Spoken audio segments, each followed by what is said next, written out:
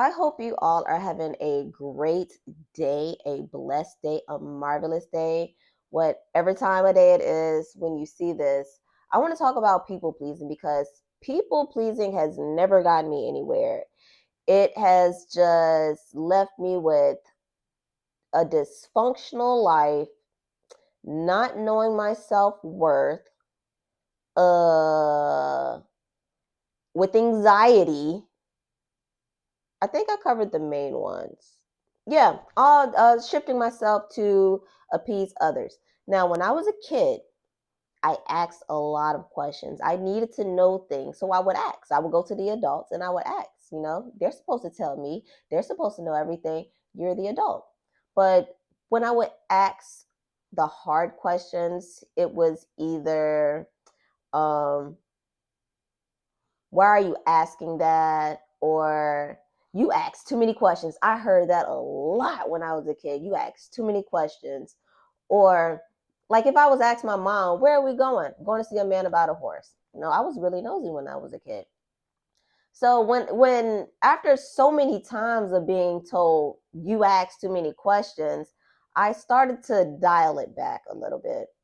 So I'd stop asking as many questions. Um, but like I'm just left with like all of this stuff in my head. And back in the 90s, we just had like the dictionaries and thesaurus, and I couldn't go and like research and find stuff. And besides, I was a kid, so we did everything like the old school way. As I got older, all right, I'm still basically myself. I'm just toned down on asking a lot of questions, but I'm still very hyper. I still like to talk. And at that time, I wouldn't say I was a center of attention, but I was filled with light. That's just what it was. And I remember the first time I was told that I sound white. You sound like a fucking white girl. That's what was said to me. And as a kid, I think I was about 9 or 10ish at the time. I'm like, what does that mean? And then I started questioning myself, like, am I talking wrong? Because when you're that young, you don't know what it means to talk black or white. You just know how you've always been talking since you've been talking. But I try to, like, that really messed me up in the head right there, because it's like, am I doing something wrong? Like, I know my skin is black. Like, am I talking the wrong way? So I changed my vocabulary a little bit, and I started talking slang, how they talk, um, over in Hopewell. Hopewell is like, it's like a small city in Virginia. You would think it's hood. It's really not that hood. Like, it could be worse. But yeah, I don't even remember what I was saying now. Um, what was I talking about? I don't even know what I was talking about. But I started, oh yeah, I started talking slang, how they talk over there. And I felt like I was corny. Like, I felt so whack talking like that. And like, as a kid, like, that sunk in my head. Like, I don't like the way this feels. Like, I don't like talking like this. This is not like how I usually talk. Like, if I use a slang now, like, I'm joking, like, I'm being funny, but that's really not how I really talk. And I didn't like that. So I think I like did away with that. Or did I think I went on. I really don't remember that too much. But as I got older, now I'm in middle school now, middle school, high school. Uh the black girls didn't like the way I dress. So I started wearing Tims and things of that nature. I changed the way that I wore my hair. I was wearing it more similar to theirs instead of like more of a childish style. Because I used to wear like ponytails. I never wore my hair down.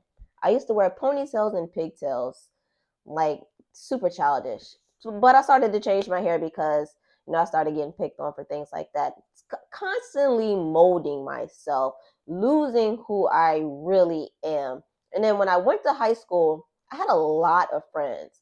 Of course, by the time senior year got there, that group of 15 friends, what is it? What is the word? I think it's drizzle. I don't know. trickled down. It trickled down to like maybe 5 of us, something like that. But yeah, it throughout that entire process, it was just me constantly molding. And then I stopped talking so much because I used to get picked on a lot. Not a lot. It was just by really one girl in high school. It's really one girl.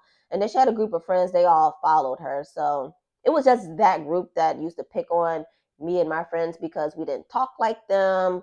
We didn't dress like them. And we were like extremely goofy. Like we weren't boy crazy. Like we were more into joking with the dudes, things like that, which separated us. It set us apart from that group.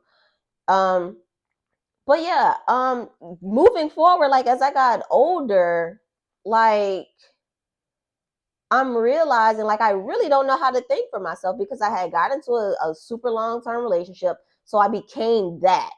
I became that person. And that relationship like really, really morphed me into somebody that I didn't know who I was. And I had to climb out of that to study and figure out who I am again. And I'm still going through that process of trying to figure out who I am completely. But lesson learned, like people pleasing did not get me anywhere.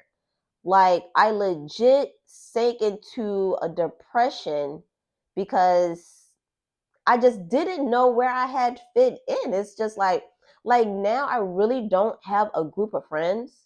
I don't have a solid group of friends because it was like I just dealt with people that were nice then.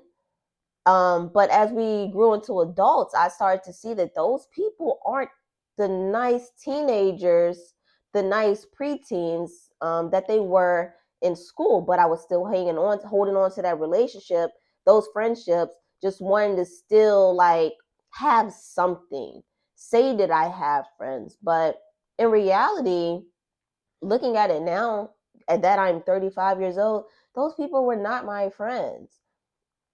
And I just did things. I would show up to parties and stuff like that. And I really did not want to be there. But to make them happy, to make it feel to them as if like I love them. Like I can't come out and say like really any of them, besides maybe one, that I love you. Like I really can't say that because it was mostly like it was me just trying to fit in. And we were just a group of people that I guess were like outcasted, something like that. And we bonded off of that. It wasn't bonding off of genuine love for this person or I like this person. Um, things of that, like that. It was just me, you know, wanting acceptance, I guess you can say. I guess you can say that's what it was. But yeah, people pleasing isn't going to get you anywhere. And it's easy. It's so easy to fall victim to that, especially if you had to deal with a narcissistic parent or a partner. Those people will have you completely losing who you are because whatever you do is not going to be good enough for them. And you're going to constantly be shape shifting just to make that person happy, a person who's not even happy with themselves, but they want you to feel like you're making them happy. So yeah, your best bet is to just be you, stand firm on what you believe. If somebody don't like the way that you are, if they don't appreciate the way that you talk, if they don't appreciate who you stand for, your morals, let them go. Who cares? Or separate yourself from them because I'd be damned if you lose yourself just to make somebody else happy when that person probably isn't even happy with themselves or have their stuff together or be fully aware of who they are. So what do you look like trying to make somebody else happy who you're probably in a way better position mentally, emotionally than they are? Think about it that way. But if this resonated with you, I want you all to please be sure to subscribe, um, comment. Let me know your thoughts on this, your opinions. Let me know if you had any situations where you caught yourself being a people pleaser. Let me know about it. All right, guys, I'll talk to you later. I hope you have a blessed and beautiful day. Peace.